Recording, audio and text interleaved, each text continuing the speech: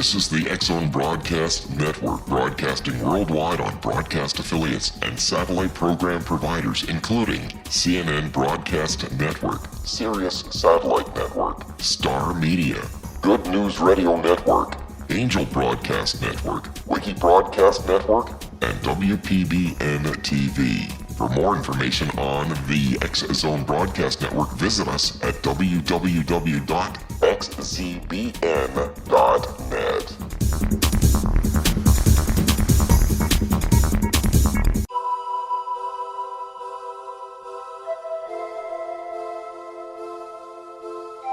If you're a seeker, don't miss the inspiring book Shamanic Awakening, Between the Dark and the Daylight. This remarkable work chronicles shamanic counselor and indigenously trained dream decoder Sandra Cochran's 35 years of experience with diverse wisdom keepers throughout the Americas. Sandy's initiations across the British Isles, Turkey, Greece, and Egypt, combined with her knowledge of symbology, psychology, and myth, influence her dream blog and workshops. Sandy offers private readings, sacred international journeys, a meditative CD, and her book, Shamanic Awakening, to encourage you as you navigate your earth walk and create a deeper connection to yourself. Find this and more at her website, starwalkervisions.com.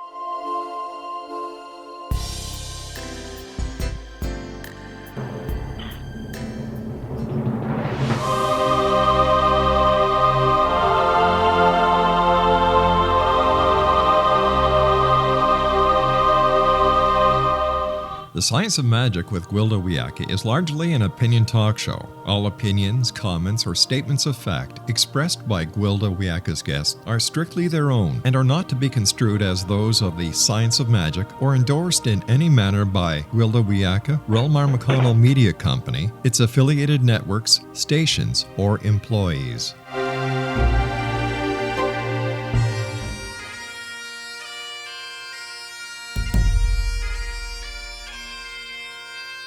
Welcome to the Science of Magic with Gwilda Wiyaka, a program dedicated to uncovering the unified nature of reality and humanity's ever-evolving place as truly galactic beings.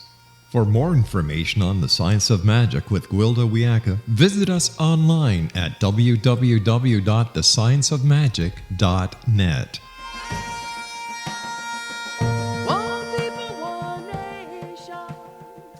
Welcome to the Science of Magic, a place where science and magic come together to transform fact into evolving truth. We're proudly coming to you through the ever-expanding X-Zone Broadcast Network, xzbn.net, and can also be found on our website, thescienceofmagic.net. I'm your host, Gwilda Wiyaka. This hour we'll be exploring Take Heart. I've been blessed throughout my career as a shamanic practitioner to know and work with many fine medical doctors. One particular doctor and I had been referring clients back to me after his heart valve transplant. He was having trouble integrating the donated valve, was experiencing deep depression and unusual panic attacks. Neither symptom was present before the transplant surgery. Knowing my work well, he ascertained it could be a spiritual issue and thought I might be of assistance. During the course of the shamanic session, I was directed to remove the frequency of the donor from the new valve and replace it with that of the client's original valve. While in the journey trance, I had a vision of the automobile accident that took the young donor's life. I shared the information with my client. Although donor information is not ordinarily disclosed, my doctor friend was later contacted by the donor's parents, who informed him their son was killed in the very accident I described in detail during our session. Now, this is remarkable enough, as is the fact that the panic attacks went away immediately after our session. Even more remarkable is what I learned during the session about the spiritual functioning of the heart. While in the shamanic journey trance, I was taken back to the operating room the moment of the actual surgery. Though I had no knowledge of what goes on during heart surgery, my doctor friend later said I described the operating room and the procedure perfectly. At one point, the heart was taken offline and an artificial pump took over. Immediately, I felt such anguish from his entire body, I started to weep. When I asked what was wrong, I was told that the body was languishing for lack of the love essence with which the heart imbued the blood. I felt sorrow from the heart for its failing this most sacred duty. Through shamanic healing form known as soul retrieval, I was able to remove the trauma. Without boring you with the details, the spiritual root of PTSD is disconnection from a natural and necessary frequency. Soul retrieval is a form that enables the shamanic practitioner to correct the frequency disconnect and restore full balanced expression. After the session, my doctor's friend's depression lifted and did not return. It was a remarkable experience from which we both learned a great deal, including how effective shamanic work can be in supporting organ transplant and reducing the incidence of rejection. Yet what stuck with me was the love issue. The body was drugged, violated, split down the middle for surgery. Yet the greatest trauma occurred when the heart was disconnected and no longer able to imbue the blood with the frequency of love? What was that about? Upon further research, I found that extreme depression is common among heart surgery patients. There are many procedures equally traumatic, but tend not to result in depression as often as open heart surgeries when the heart is taken offline. The mystery stays with me to this day. The only conclusion I've derived is that we really don't understand the true function of the heart. Perhaps our guest can shed some light on the mystery. Our guest this hour, Dr. Tom Cowan, is the author of many books, including Human Heart, Cosmic Heart, A Doctor's Quest to Understand, Treat, and Prevent Cardiovascular Disease.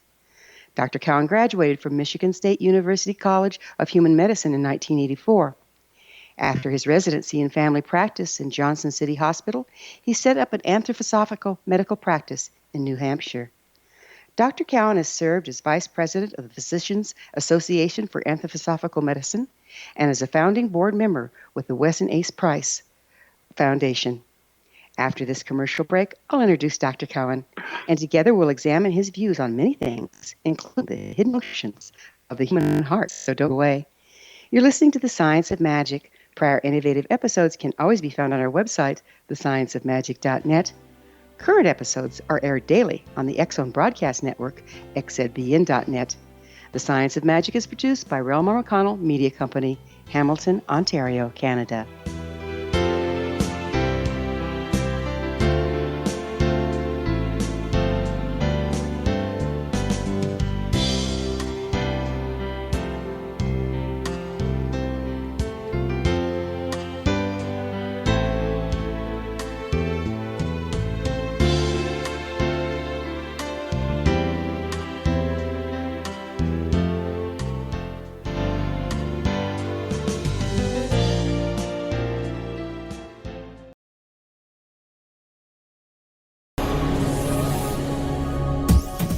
This is the X Zone Broadcast Network, broadcasting worldwide on broadcast affiliates and satellite program providers, including CNN Broadcast Network, Sirius Satellite Network, Star Media, Good News Radio Network, Angel Broadcast Network, Wiki Broadcast Network, and WPBN TV. For more information on the X Zone Broadcast Network, visit us at www.xzbn.net.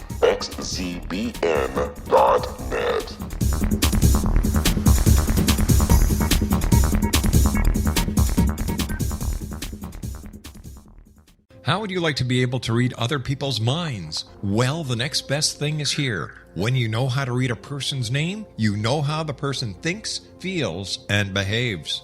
Each letter in our name holds a key to unlock our true essence. Our name contains both our gifts and challenges in this lifetime.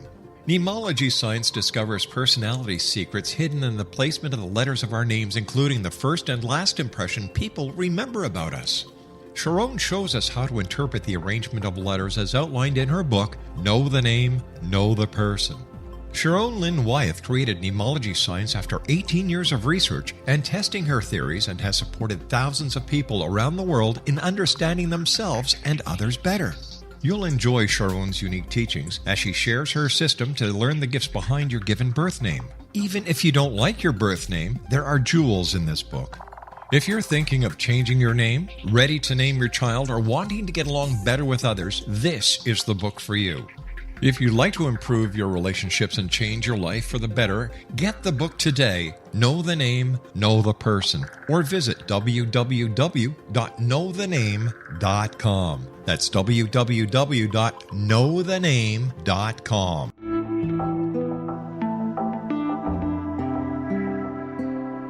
Take a step back in time and discover old Florida cuisine at Marsh Landing Restaurant in Fellsmere, Florida.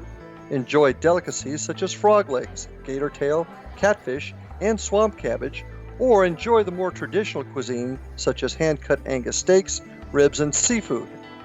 Join us for breakfast with a southern flair featuring sweet potato pancakes, biscuits and gravy, and much more. Planning a party? Marsh Landing's private dining rooms can accommodate groups from 8 to 80 people. While you visit, enjoy the historic pictures, artifacts, and stories that line the walls. Marsh Landing is truly a unique experience. Marsh Landing Restaurant, 44 North Broadway in historic downtown Fellsmere, or visit marshlandingrestaurant.com. Marsh Landing, old Florida cuisine at its best.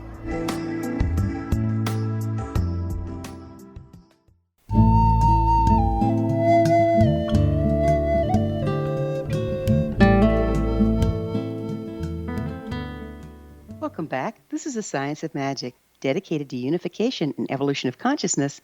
I'm your host, Gwilda Wiyaka. Our guest this hour is Dr. Tom Cowan. He's the author of many books, including Human Heart, Cosmic Heart, A Doctor's Quest to Understand, Treat, and Prevent Cardiovascular Disease. During his career, he studied and written about many subjects in medicine. These include nutrition, homeopathy, Anthroposophical Medicine, and herbal medicine. He writes Ask the Doctor column in Wise Traditions, Food, Farming, and the Healing Arts, the Foundation's quarterly magazine, and has lectured throughout the United States and Canada.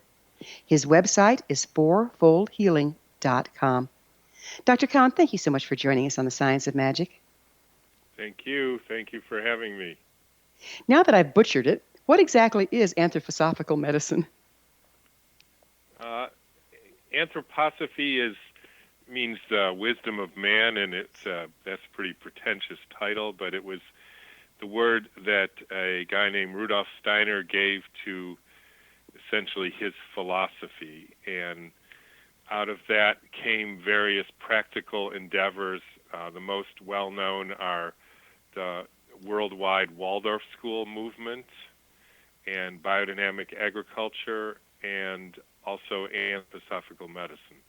So it's basically just an application of his philosophy to these different practical endeavors. So what does it take to be a doctor in that form?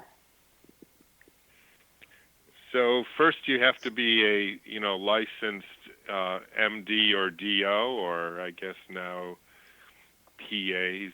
I'm not sure if they qualify, but I'm a little bit out of the loop of anthroposophical medicine for the last decade, but then you basically do some sort of training, either an apprenticeship or there's different courses. For me, I did basically about 10 years of a week-long training session with doctors from Germany who are, lifelong practitioners of this. And then I did about 3 months of apprenticeship with different physicians in the U.S. who are practitioners of anthroposophical medicine. But it's more than a sort of formal license. And for me, it's just a way of seeing the world, which is, I'd say, pretty radically different than the sort of normal science and medicine way that most of us are taught. Can you go into that a little bit? That sounds pretty fascinating. Well, there's a whole lot of different ways of doing that. But I think to bring it down to the introduction I heard from you, and I think the kind of things you're interested in particularly with relation to the heart. One of the most curious things these days with medicine and science is, in many ways, at least in my opinion, and I want to be clear here, that in no way am I speaking for anthroposophy or anthroposophical medicine. I'm speaking for Tom Cowan. That's it. So I just want to be very clear. I don't want anybody to use what I say as anthroposophists or anthroposophy thinks this. This is what I think. So, for instance, if you look up, everybody's fond these days of saying how much we believe in science. We believe in science.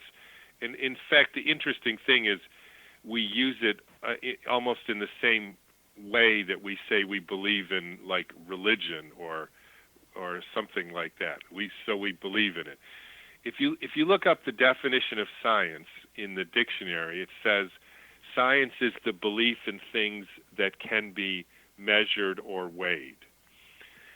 Or put it another way, science these days is the belief that the only thing that exists are things that are actually physical, like molecules, atoms, compounds, things that are physical.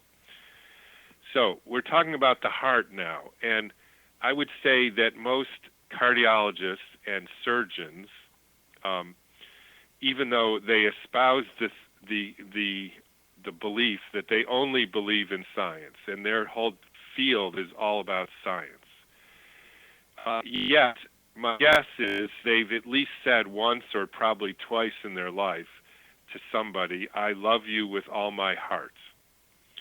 Now, if you think about that for a minute, having done anatomy and dissections of the human being, I can guarantee you there's no such thing as love in the heart. You will not find it with your surgical knife. And since that's the only thing that a surgeon or a cardiologist typically, I don't want to speak for all of them, believe in, there's a sort of disconnect. And the disconnect is interesting because nobody says to their loved one or their spouse or their children or about their beloved pet, "I love you with all my spleen or my right femur or my left testicle or ovary," right? We don't even say that about our brain.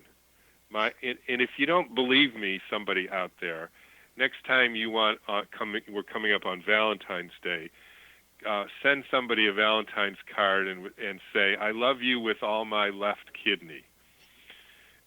Because nobody believes that. It's just intuitively, instinctually wrong. We all know, somewhere in us that the heart is connected with love.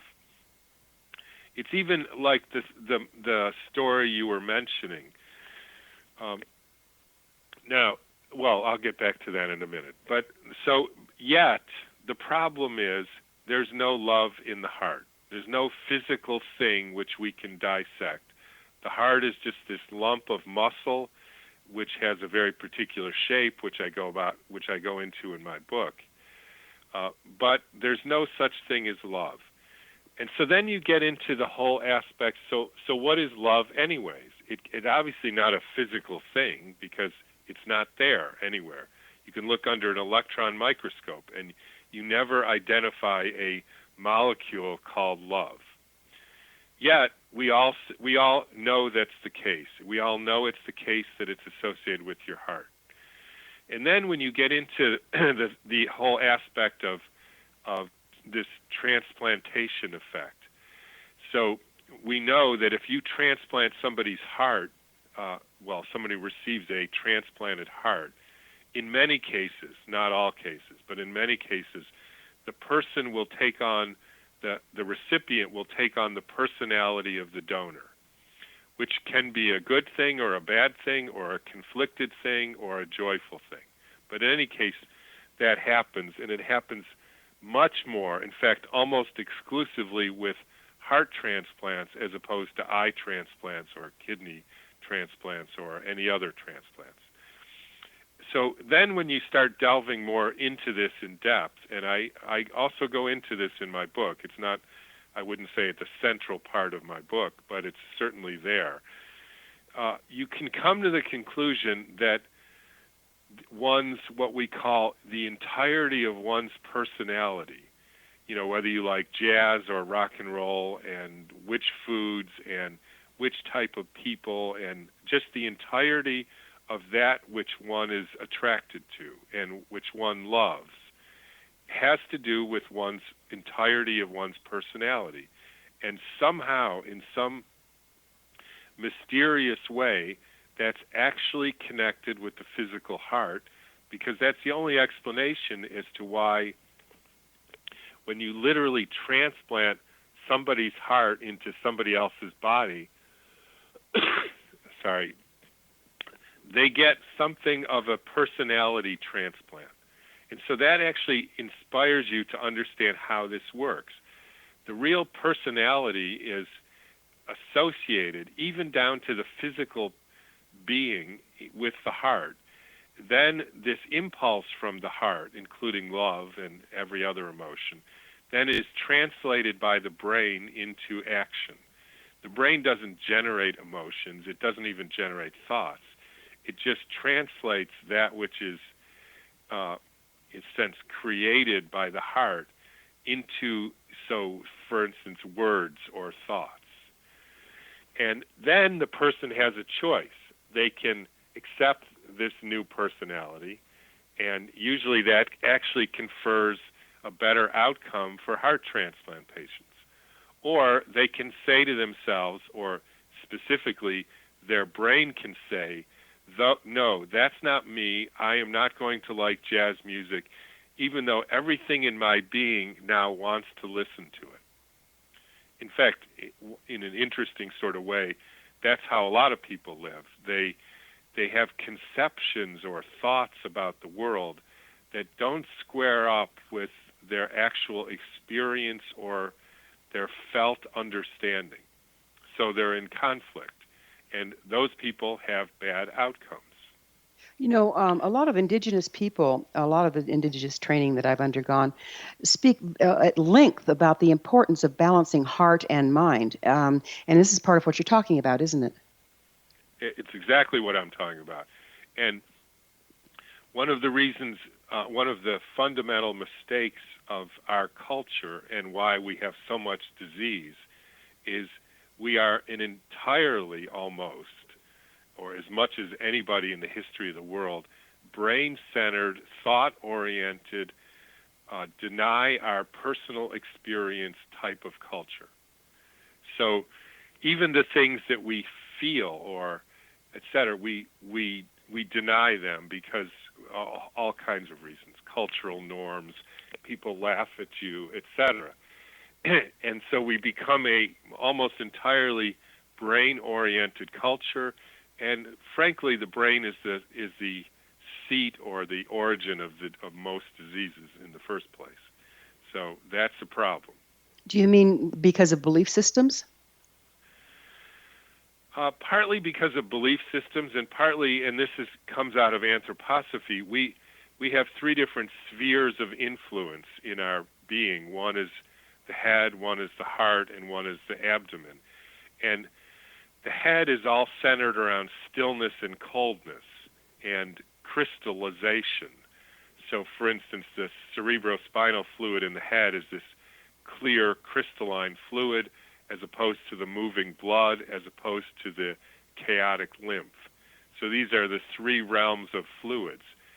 When you see that the body crystallizing too fast, too soon, so for instance, gallstones, kidney stones, or even a cancer is essentially a soft tissue becoming a rock, if you want to go to extreme, or hardening of the arteries. All these things which we associate with aging are actually a mineralization or concretization of the tissue, and that's the influence of the head. We're going to have to pick up on this. It's very interesting on the other side. Dr. Cowan and I will return to this discussion on the flip side of a break. We're coming to you through the X-Zone Broadcast Network. Don't miss the other fine shows and hosts on xzbn.net. You're listening to The Science of Magic, thescienceofmagic.net. I'm Gwilda Wiyaka. There's more revelations to come, so don't you go away.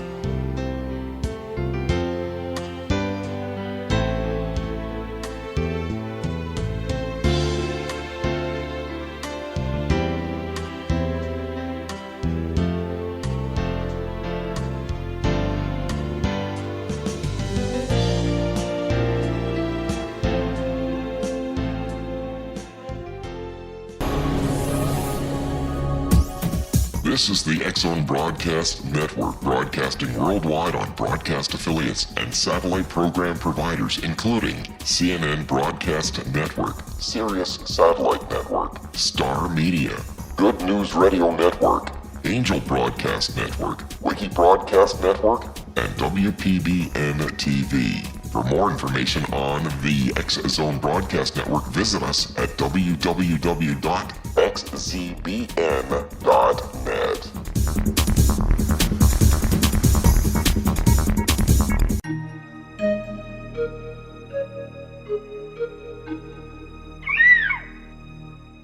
While science pursues fact, magic accesses the quantum level, bridging random facts to form truth.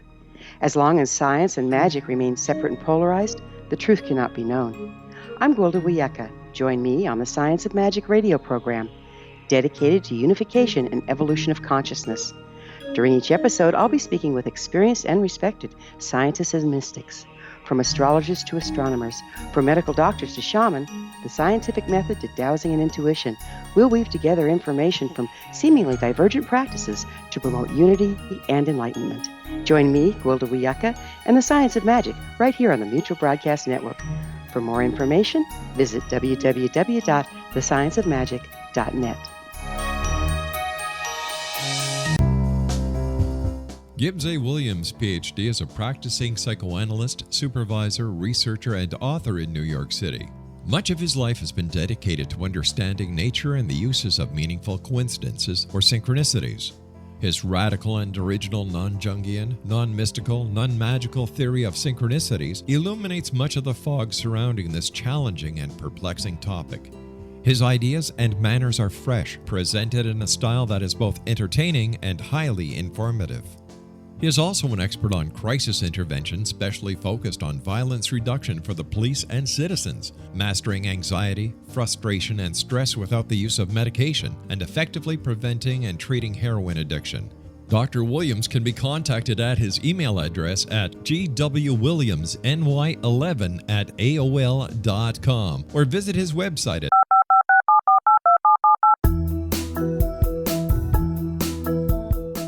Did you know that when you're on the road with limited data or Wi-Fi, you can still listen to the X-Zone Radio Show with Rob McConnell, The Science of Magic with Gwilda Wiyaka, X-1, Dimension X, Space Patrol, and every minute of the X-Zone Broadcast Network by calling 213-401-0080, courtesy of Audio Now.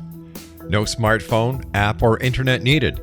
It saves your data plan and it's free if you have unlimited minutes.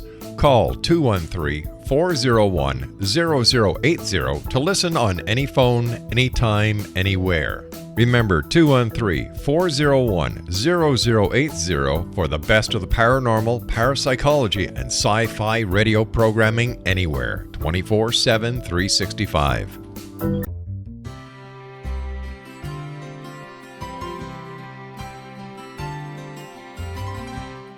True healing must address 4 levels: physical, emotional, mental, and spiritual, for us to live joyful and productive lives. We tend to treat 3 of the 4, leaving the spiritual languishing. If you're tired of the same dysfunctional patterns cropping up in your life, Soul Balancing is for you. Trixie Phelps, owner and founder of Soul Balancing, is a naturally gifted energy healer trained in numerous esoteric forms, including shamanism. Trixie has created a powerful modality that safely and effectively clears your energetic field. A soul balancing session can remove interference, heal trauma, and restore your hope. Contact Trixie for a life-changing long-distance session today, www.soulbalancing.world.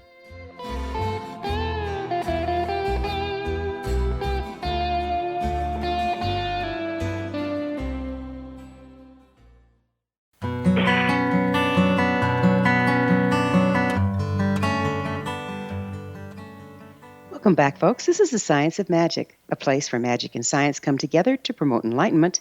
I'm your host, Gwilda Wiyaka. Our very special guest this hour is Dr. Tom Cowan. He's the author of many books, including Human Heart, Cosmic Heart. Dr. Cowan, we were talking about crystallization and how it affects our health and how it comes from the brain. Would you mind completing that thought for us?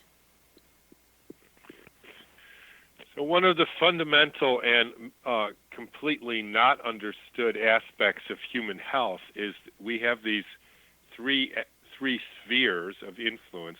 By the way, this goes back even to Paracelsus and Hippocrates and people like that. So this is not new to Rudolf Steiner. And it's one way to understand health, that the warmth and, in a sense, the pus comes from the abdomen, and the crystallization and the coldness come from the head. You can see when the crystallization stays in the head, everything is good. But when in the pus and the warmth stay in the abdomen, everything is good. But if you get pus in the head, that's what we call an ear infection or a conjunctivitis or a sinus infection, etc. So you can see this whole dynamic work out in how human beings get sick. And of course, none of this is understood. And the reason it's not understood is complicated, but partly because modern science and medicine doesn't think in terms of forces or energy. They think only in physical substance, and that's not what controls anything. You have some really interesting, from reading your book, some really interesting ideas about the heart. What really goes on in the heart, and what is its purpose? Well, most science and doctors would think the heart pumps the blood, but that is basically a completely untenable proposition, just from the fact that we have these miles, there's enough blood vessels to encircle the earth 3 times, and it's filled with this sticky fluid with stuff floating in it, meaning red blood cells and white blood cells. And how it's possible that a 1-pound organ can push all this sticky fluid with stuff floating in it 3 times around the earth and stop halfway between and then get going again is actually ludicrous. There's a whole lot more about why it's ludicrous, and even the details describing how even biomechanically this can't work. And for people who are interested, we have now a website devoted to the heart called humanheartcosmicheart.com. And there's 2 articles called The Heart is Not a Pump, and a guy who's a biomechanic engineer, and another by an anesthesiologist. So anybody can look that up. So the question then, if the heart doesn't pump the blood, what does it do? And what it does is the blood comes into the heart of its own volition, and I describe in the book again what I mean by that and what the motive for moving the blood is. And then to get into your question, what the heart does is basically stops the blood. It converts it into a high-speed vortex, which then creates a torus-shaped energy field around the heart, which organizes the entire human being, the person, into a unified organism. This vortex then organizes the blood into having the lighter elements on the outside and the cells going down the central axis, which is the most efficient way for the blood to move. And by the way, this vortexing effect of the heart was first actually written about and discovered by Leonardo da Vinci in whenever he lived, 1400s, and has also been confirmed by Johns Hopkins using modern CT scans and MRIs, etc. So basically, the function of the heart is to organize the blood into a vortex. By doing so, it creates essentially an energetic field around it, which one can actually measure, which then, like the conductor of a symphony, we can't have our liver and our spleen playing their own melodies. They all have their different part to play, but the heart organizes it into a unified whole so that we can actually have an organism that functions. Okay, so I'm real familiar with the toroidal field around the heart. Yes, we can measure it. Yes, it's scientifically proven, but also it interfaces with the toroidal field around the body, which we call the auric field. Is this the unifying thing that you're talking about, how it unifies our energetic field as well as our physical form? Yes, that is. And it comes because of the way the heart is functioned and the way it's shaped and the effect that it has on the blood. We now know that the energetic field actually comes from essentially the magnetized iron in the blood, which is then spun in this vortex in the heart. That works just like the center of the earth then, doesn't it? Exactly. In fact, the heart Fascinating. is oriented in the same geometrical plane as basically the earth. I mean, that's complicated, and I write about it in the book. Well, that goes back to, again, what indigenous cultures believe is that if we can stay in tune with the earth, we stay healthier and in balance. And now that makes a lot of sense, doesn't it? Yes, because staying in tune with the earth is really the same thing as staying in tune with one's heart.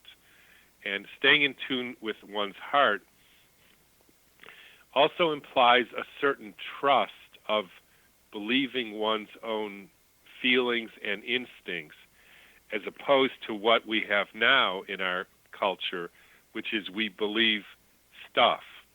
Now, we also know that most of the stuff we believe turns out to be lies or misinformation or disingenuous, somebody trying to, game us or fool us. We end up, as a friend of mine wrote a book called The Culture of Make-Believe, as opposed to a culture of, as you describe, the indigenous people, who know things to be true because they experience it and can feel it actually in their heart. Amazing. And anybody who's ever fallen in love and knows what that feels like knows that it doesn't matter if the Democratic or Republican Party tell you differently. That's your experience, and that's what you're going to act on. Heart disease is a huge issue in our culture. What do you think it'll take to overcome this epidemic? That's a good question. I think it'll take a collapse, but what do I know? I mean, maybe there'll be a smooth transition into people seeing the world differently, but I think it's going to have to be pretty chaotic. Do you think the worldview is actually the basis behind heart disease? Yes. Could you go into that a little for me? Well, part of the worldview is what I talked about. We are very materialistic, and I don't mean money. I mean that we only believe in physical matter, even though every basic scientific understanding in quantum physics, says that that's just not true. The other basic worldview is what I mean. We have learned through very specific situations and things that not to trust our own instincts, feelings, and intuitions about the way the world really is. And that leaves a people basically floundering and at the mercy of people trying to manipulate them, which is what we have now. And unless that worldview changes, we end up with people thinking disease is just from the genes, you've got nothing to do with it, and so we're going to cut the plaque out of your body or whatever, and that doesn't work. We already know it doesn't work. The science, even the science of it, the Mayo Clinic does a study, and they say, bypasses and stents, they don't work. They don't prolong people's lives. And yet we still do them as a matter of course, right? Yeah, because it's religion. We do them because we believe in it. And we don't know any other way. So we're kind of stuck. I remember one time I was having an argument with my former husband, and I finally got frustrated. I said, you can logic me in and out of anything, but you can't change the way I feel. And that's what we've lost touch with, isn't it? Is we're so caught up in our brain that we're controllable through people using logic when we don't counterbalance it with our feelings? That's one way to put it.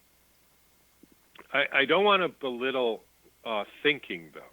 I don't want to belittle logic or even the possibility of doing a study to find out what you can find out. But what I want to point out is A science that says only physical matter exists, that's not science. That's bogus belief. That's a theory that somebody has decided is true.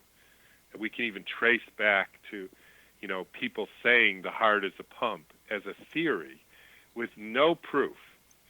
And that's where the problem is we believe in basically bogus understanding of how the world is organized in spite of unbelievable amount of proof to the contrary.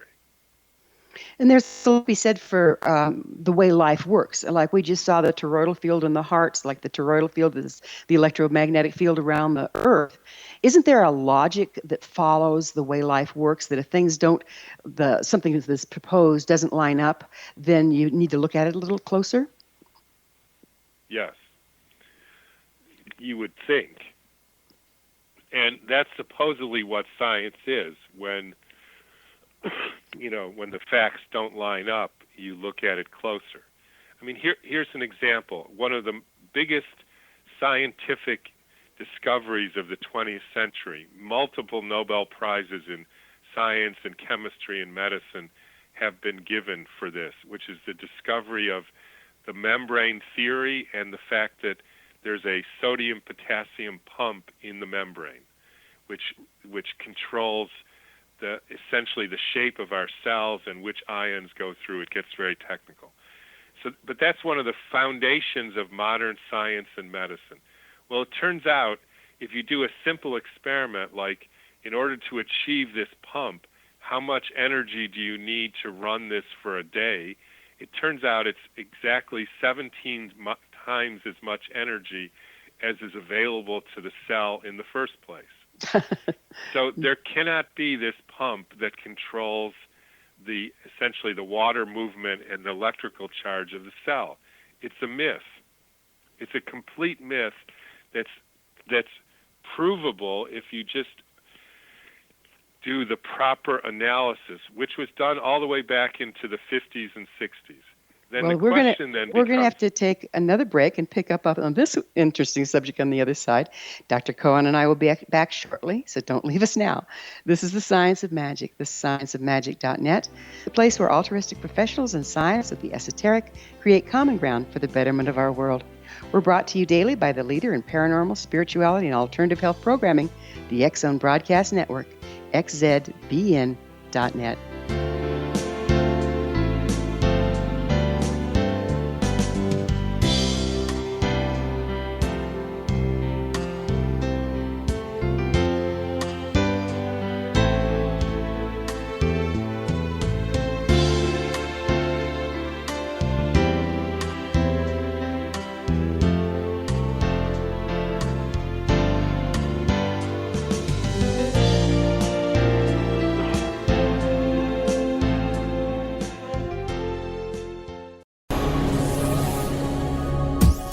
This is the X Zone Broadcast Network, broadcasting worldwide on broadcast affiliates and satellite program providers, including CNN Broadcast Network, Sirius Satellite Network, Star Media, Good News Radio Network, Angel Broadcast Network, Wiki Broadcast Network, and WPBN TV. For more information on the X Zone Broadcast Network, visit us at www.xzbn.net.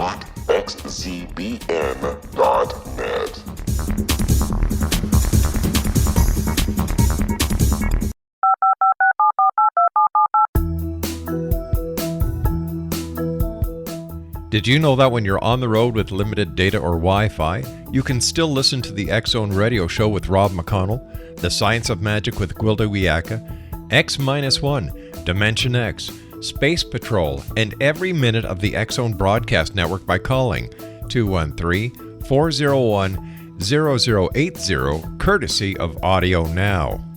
No smartphone, app, or internet needed. It saves your data plan and it's free if you have unlimited minutes.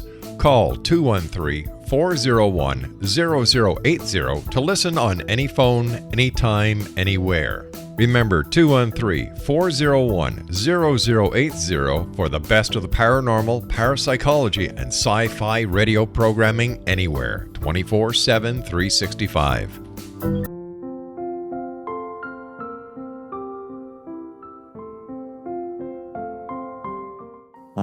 Dr. Carl O'Helvey, founder, president of a new cancer foundation focusing on evidence-based physical, mental, and spiritual interventions, including natural cancer cures, prayer, meditation, affirmations, nutrition, and other related holistic cancer prevention and cure modalities.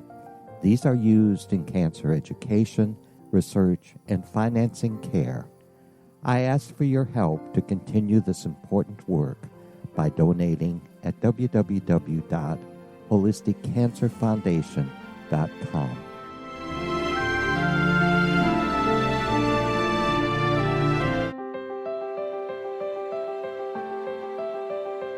Wouldn't you love to know the secret to everything? I'm Dr. Kimberly McGeorge, and on The Secret to Everything, we will merge the practical with open investigation into all realms of the mysterious.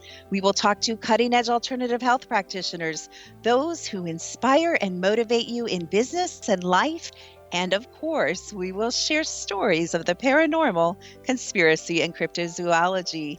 You will transform because of the frequency I carry, the frequencies my guests carry. Life may never be the same after you listen to this program, for the secret to everything is for you, the listener, for those who desire more in every area of their lives and believe that it can still be found. Listen and discover thesecrettoeverything.com.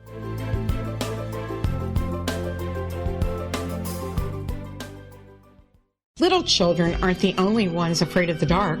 Millions of soldiers return from war zones with PTSD, anger, frustration, fear, and loneliness, much of which surfaces during the darkness of the night. You have the chance to change the lives of these American heroes. Songs and Stories for Soldiers.us provides free MP3 players for these men and women. With a list of 3 million songs in 16 different styles, 100,000 audiobooks, and 30,000 old-time radio programs, every veteran can find something to soothe and comfort them at no cost. All our players contain an 8-hour audio program designed to help veterans fall asleep. With 1,500 plus vets now participating, it's our goal to deliver 10,000 audio players this year. Go to our website at songsandstoriesforsoldiers.us. Help us help a veteran make it through the night. You're listening to the X-Zone Broadcast Network, www.xzbn.net.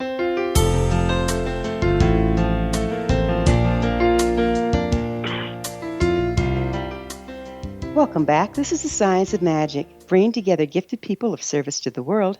I'm your host, Gwilda Wiyaka. Our guest this hour is Dr. Tom Cowan. He's the author of many books, including Human Heart, Cosmic Heart, A Doctor's Quest to Understand, Treat, and Prevent Cardiovascular Disease. His website is fourfoldhealing.com. So we were having some interesting discussion here about how the sodium pump is impossible if you look at it even mechanically. Is that correct? Correct. I mean, if you look at it energetically, it just can't be. There's a very simple other explanation, which I don't think I want to get into right now, that explains it and explains it much more simply and elegantly than a pump, which is basically energetically impossible. The question, the reason that we get into that is because why is it that science and medicine continue to believe in these ideas that are actually scientifically untenable?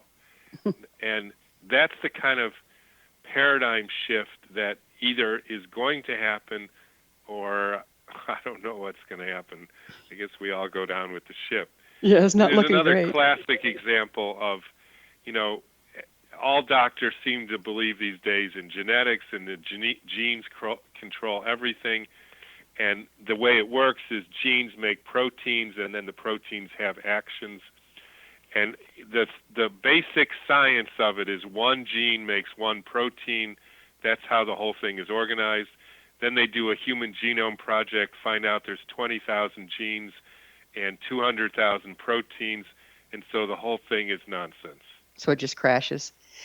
Tell us, what do you mean by cosmic heart?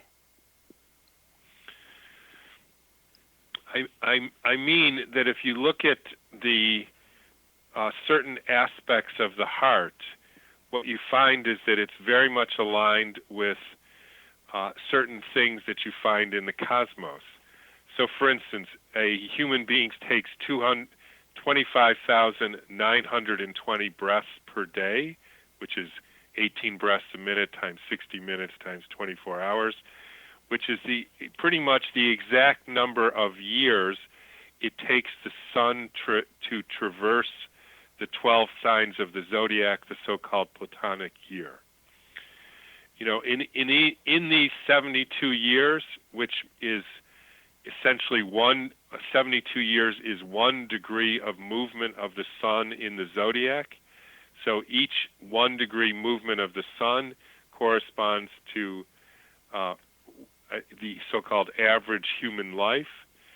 And again, in these 72 years of life, there's the same number, approximately 26,000 days, which is the amount of breaths in a day or amount of years it takes the sun to traverse the zodiac. And there's many more. There's literally scores of these connections. Most of them are centered on the heart and the pulse and the breathing and the connection with the wider cosmos.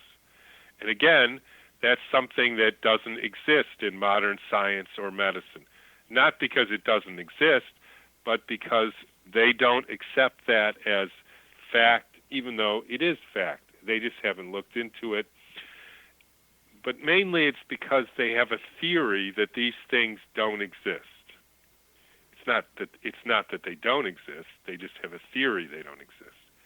And the problem is, if you don't understand these things, you don't understand, A, the role of the human heart, and that even impacts how we treat heart disease. So it has very practical implications for you and I and anybody else with a heart, which is everybody. And so it has down to that level and all the way up to an understanding of the role of the human being in the wider cosmos or world. And so that's why I wanted to point out that there is this connection. The connection is real and very understood. It's scientific in the true sense, which is an understanding of the world, but not scientific in the limited sense, which most of us use that word.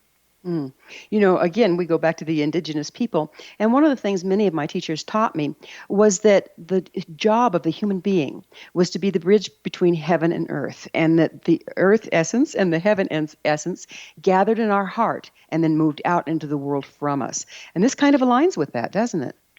Yes, very similar. It's just that the wording is different, but the concept is identical. Amazing. You know, you talk about what does not cause heart attack. Would you go into that for us? So, in conventional science and medicine, we say that the only thing that causes heart attack is that you have these 3 major arteries supplying blood to the heart. They're called coronary arteries. And if you get plaque, which they say is from cholesterol depositing, even though we now know that's not true, but that's what they say. Sorry. If you get plaque blocking the blood flow, then you get the lack of blood flow downstream from this blockage, and you will then have no blood, no oxygen, no food, no ability to get rid of waste products, and that's what causes a heart attack. Now, this theory, and again, like all these things, it's a theory, so like somebody made it up, started in the 40s and 50s. People didn't believe it then, especially the cardiologists. So they started doing studies, and this one pathologist in particular, and for those of you who want to check up on me, which I would encourage everybody to do, go to a website called heartattacknew.com. And in the bottom, there's a print version of a book by a pathologist named Baroldi. And he studied the coronary arteries of people who died of heart attack on autopsy for 40 years. And he said the exact percentage of people who die of a heart attack who have a blocked artery is 41%, which means that only 4 out of 10 had a blocked artery to that part of their heart, which had a heart attack, which begs a couple questions, one of which is, what happened to the other 60%? The other thing that he has been able to find with his studies is that the longer you live after having a heart attack, the more blockages percentage-wise you'll have. Which, in other words, if you take somebody who dies right away of a heart attack, they often have about 20% of their arteries have blockages. Whereas if you live for a month or a week or something, it goes up to more than 40-some percent. If you add them all together, it comes to 41%.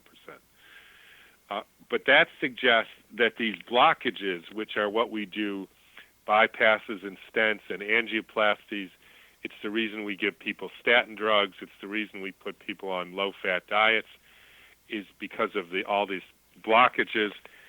It turns out that those are a consequence of a heart attack, not the cause. And that changes everything, because if it's a consequence, then that's not the thing that should be treated. And again, in my book, I go through the whole science and even the studies of this. They're all on that heart website I talked about, mine and Heart Attack New. So you can actually get into the details of this. And what you will end up coming up with is that there are other more complicated reasons, not complicated, but other reasons that factor into whether somebody has a heart attack, which are also amenable to very simple therapies, changes in diet, changes in natural medicines, etc., so that, we can actually stop this nonsense of, as you described, cracking people's chest open for procedures which the Mayo Clinic and the Texas Heart Study say don't do people any good. We have a couple minutes left. If you would tell the listeners the one thing you would advise to help them take care of their heart, what would it be? Read my book. I know that's a bit self-serving, but because I'm trying to guide you not only with practical steps, what to do with diet and movement, but as importantly, how to think differently about this. And how to think differently will get you into how to feel differently, how to honor the feelings that you do have, so you trust your feelings and intuitions and instincts rather than deny them. And it's all those things together, the details of the therapy and the wider view of this, that to me is the only hope for changing this epidemic. It seems like denying the heart is actually damaging it, isn't it? Yes. Sign of our times. Deny our feelings, deny our heart, and eventually it quits. Yeah, it's just amazing. Exactly. So again, you can find your books on just pretty much wherever fine books are sold. Yes. Yeah, Amazon, or we do have it on Human Heart, CosmicHeart.com, and more importantly, we have all kinds. If you go to the news part, there's all kinds of supportive, articles, things I wrote, things people I know wrote, other websites which substantiate these claims, because these are pretty dramatic claims, right? They are. I'm sorry, we are out of time. It flies, and it's been a wonderful time. Our guest this hour has been Dr. Tom Cowan, the author of many books, including Human Heart, Cosmic Heart, A Doctor's Quest to Understand, Treat, and Prevent Cardiovascular Disease. His website is fourfoldhealing.com. This has been The Science of Magic. Remember, you can always listen to past thought-provoking episodes on our website, thescienceofmagic.net. Until next time, dear ones, may you be blessed with knowledge and comforted with love as you embrace a loving heart. One people, one nation, searching through the night. One people, one nation, searching for the light. One people, one nation.